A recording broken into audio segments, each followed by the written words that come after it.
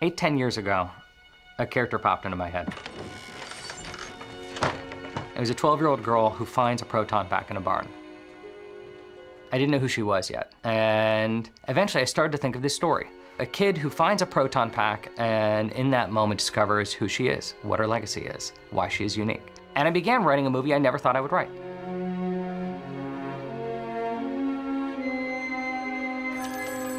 Ghostbusters, what do you want? Every once in a while, a movie is a piece of magic. It's almost inexplicable what makes it work so good. It's not about one shot or one character or one piece of dialogue, but there's this inexplicable magic that connects it all. I've always thought the Ghostbusters ended up an extended family of their own, and in a strange way, because of the death of Harold Ramis, that family got broken, and so this Afterlife script seemed to tie these ideas together. One day, I was at Jason's house, and he said, "I've been thinking about Ghostbusters." I think my eyes lit up at the suggestion, because I knew what it meant, not just that he was saying it to me, but what it meant in terms of his own willingness to finally confront this legacy. I think we both approached it with great reverence and respect. We didn't rush into anything. You have to tread very carefully. I think you have to make sure that you're doing it for the right reasons. For Jason, it's a really important project because his dad, Ivan, did the original too, and he created this world, and so I think there's a lot of pressure to sort of honor that. I consider myself the first Ghostbusters fan. I was 7 years old on set, and before anyone knew what a terror dog was or what a proton pack was, I was actually on set. I remember being on set the day that the Marshmallow Man exploded and melted, and they had a stuntman there getting, pelted with shaving cream. They have a stronger connection to this material than anybody in the world. It's the family business now. Ghostbusters have not been just only a part of my family, they've been kind of a part of everybody's family. I think that those themes that are playing out on the page and in the story, in a way, are playing out behind the cameras, too.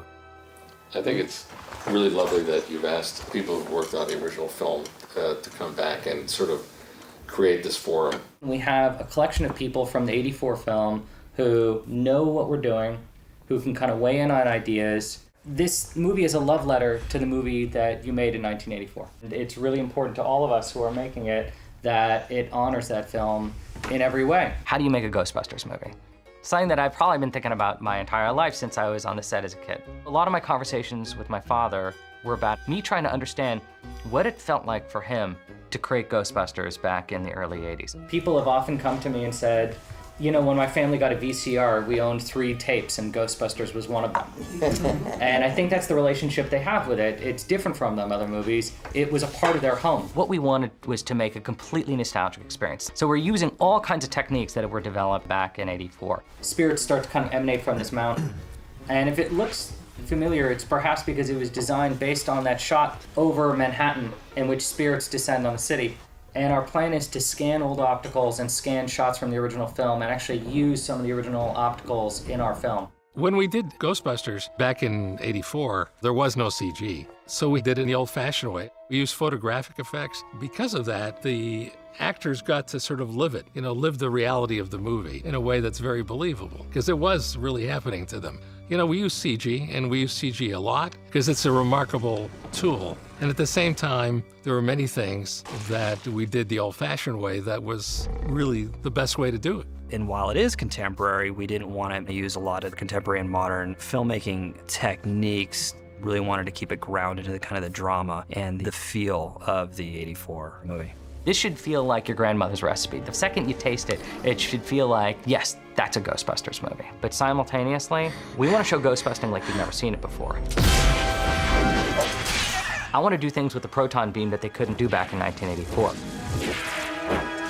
When you're fighting a ghost, and it's pulling against you on that proton beam, and he wants to go right, and you're trying to pull it left, what does that look like? What does that feel like? I want to see the proton pack shaking in their hands.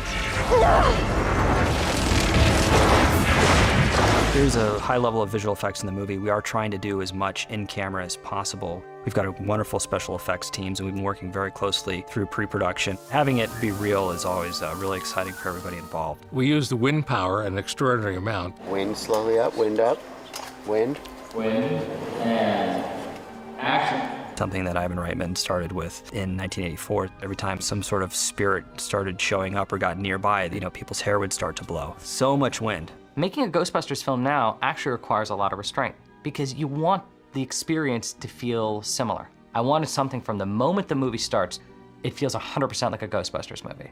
Jason has this wonderful sensibility, this great humorous and ironic flair, but at the same time, he really focuses on big ideas. And he was able to bring it all together. I mean, he's really a good filmmaker and took the idea of ghostbusting in a much more serious way.